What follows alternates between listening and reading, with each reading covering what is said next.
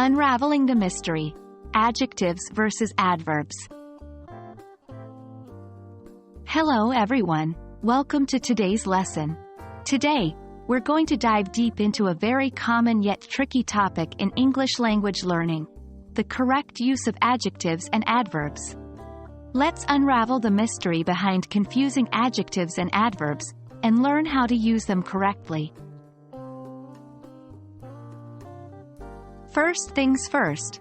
Let's recap what adjectives and adverbs are. Adjectives are words that describe or modify other words, typically nouns or pronouns. They answer questions such as, what kind? How many? Or, which one?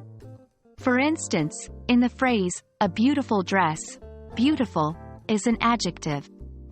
On the other hand, adverbs modify verbs, adjectives, or other adverbs. They answer questions like, how, in what way, when, where, and to what extent. In the sentence, he runs quickly, quickly is an adverb. One common mistake people make is using an adjective when they should use an adverb, and vice versa. For example, many English learners might say, he runs fast, instead of, he runs quickly. In this case, we need an adverb, quickly, to describe how he runs, not an adjective, fast. Another typical mistake is the incorrect use of good and well. Remember, good is an adjective, and well is an adverb. So you should say, she is a good singer, and she sings well. To avoid these common errors, keep in mind that adjectives describe nouns and pronouns, while adverbs modify verbs, adjectives, or other adverbs.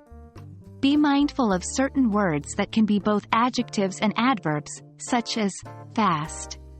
Make sure to use the correct form depending on what you want to describe. Another tip is to learn the common pairs of adjectives and adverbs that often get mixed up, such as good and well, hard and hardly, or late and lately. Understanding the different meanings will help you avoid confusion. And that's it for today's lesson. Remember, mastering the use of adjectives and adverbs is key to enhancing your English skills. With practice, you'll get more comfortable in distinguishing between these two.